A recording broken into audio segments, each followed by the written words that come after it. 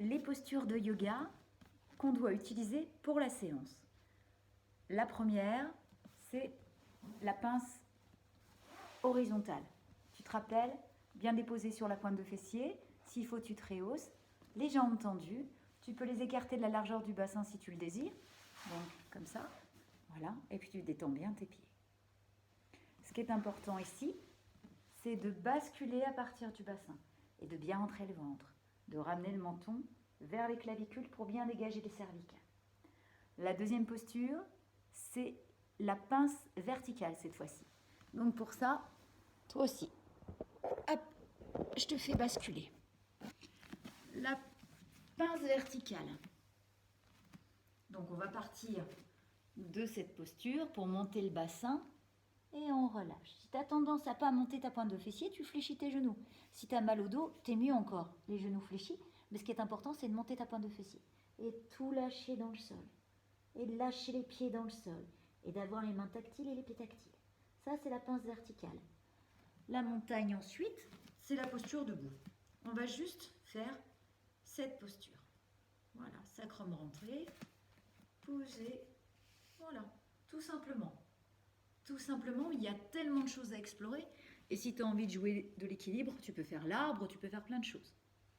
Mais déjà, dans la montagne, on a beaucoup de choses à faire. Ensuite, je te replace dans cette position pour la posture de la vache où ton buste se dépose dans ta pointe de fessier contre le mur derrière. Le sternum bien en lien avec la colonne dorsale, les bras sous les épaules. Ne monte pas tes épaules, descends les épaules sur le grille costal pour faire jaillir ta nuque. Le menton vers les clavicules juste pour Ujjayi. Tu accroches tes orteils et tu montes le bassin vers le ciel. C'est le premier chien tête en bas, ça. D'accord ? Après, si tu veux, quand tu vas faire la posture du chien tête en haut, tu viens ouvrir le pli de laine, tu fais glisser tes jambes derrière, tu desserres tes fessiers, tu descends tes omoplates et tu ouvres l'avant du corps. Voilà. Et tu fais le chien tête en haut. Tu ne cherches pas à descendre, tu cherches à faire ce qui te correspond. Puis après, tu accroches tes orteils, tu tires sur le coccyx, c'est mieux. Tu montes ton bassin vers le ciel et tu étires.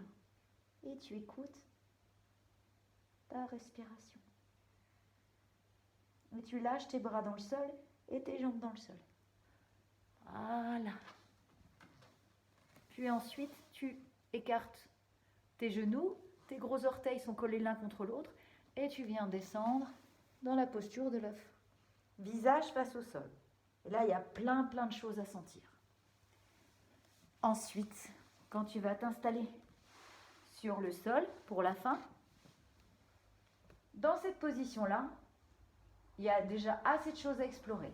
On ne cherche pas à plaquer les lombaires, on ramène le menton vers les clavicules et si on a besoin, on met un coussin. On peut ouvrir les genoux, mais ce qui va être intéressant de travailler, c'est ce que je te disais, peut-être que tu peux travailler celui-là qu'on travaillait ensemble au mois de mars, qui est très intéressant pour travailler sur vésicule biliaire et foie. Sinon, tu peux garder les pieds écartés de la largeur du bassin, écarter tes bras sur les côtés et basculer tes deux genoux à droite et tes deux genoux à gauche. Voilà, tout simplement. Tu ne cherches pas à aller loin. Au début, tu fais un tout petit mouvement et au fur et à mesure, quand tu sens que l'étirement, le corps commence à lâcher, tu vas de plus en plus loin, tu restes de plus en plus longtemps. Et tu vas sentir toutes ces ouvertures-là. Avec la respiration, c'est fabuleux. Tu reviens au centre.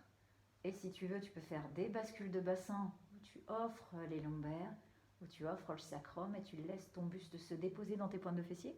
Ça, c'est très agréable. Puis ensuite, tu viens ouvrir tes genoux.